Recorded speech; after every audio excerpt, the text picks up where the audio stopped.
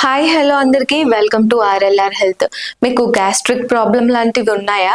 Like కడుపు ఉబ్బరం లాంటివి, లేకపోతే ఎక్కువగా బర్పింగ్స్ రావడం, లేకపోతే అనీజీగా ఉండడం, తిన్న వెంటనే అనీజీగా ఉండడం లాంటివి జరుగుతున్నాయా? అయితే మీ ఫుడ్ ఐటమ్స్లో మీ డైలీ మెనూలో ఒక థింగ్ అయితే అవాయిడ్ చేయండి. అదే చింతపండు. లైక్ మనం చాలా వరకు చింతపండుని కర్రీస్లో కానీ, సాంబార్లో కానీ, ఏదైనా చట్నీస్లో కానీ చాలా వరకు యూజ్ చేస్తామన్నమాట. సో ఈ చింతపండు యూజ్ చేయడం వల్ల టాటరిక్ యాసిడ్ కానీ, మనకి యాసిటిక్ యాసిడ్ కానీ, టానిస్ యాసిడ్ కానీ, ఇవన్నీ చింతపండులో ఉండడం ద్వారా మనకి బాడీలో అయ్యే ఆ లైనింగ్ ఫంక్షనింగ్ అనేది చాలా వరకు డిస్టర్బ్ అయిపోతుంది.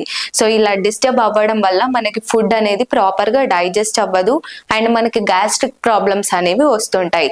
సో మీరు చూడండి, అందుకే చాలా వరకు చింతపండుని మ్యాక్సిమం ఆఫ్ పీపుల్ వాళ్ళ ఇంట్లో అవాయిడ్ చేస్తారు.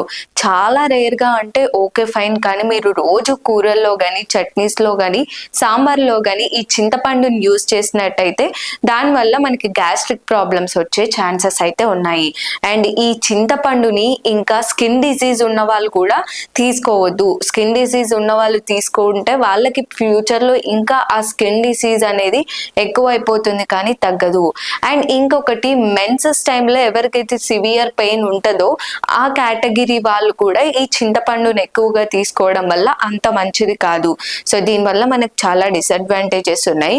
సో మీరు కూడా మీ గ్యాస్ట్రిక్ ఫంక్షన్ మంచిగా అవ్వాలి, డైజెషన్ మంచిగా అయిపోవాలి, ఫుడ్ ప్రాపర్గా తినాలి అని అనుకున్న వాళ్ళు ఎవరైతే ఉన్నారో మీ ఫుడ్ ఐటమ్స్లో చింతపండుని అవాయిడ్ చేయండి. ఐ హోప్ మీకు ఈ వీడియో యూస్ఫుల్ అయిందని అనుకుంటున్నాను. సో మరొక హెల్త్ అప్డేట్ కోసం చూస్తూనే ఉండండి ఆర్ఎల్ఆర్ హెల్త్.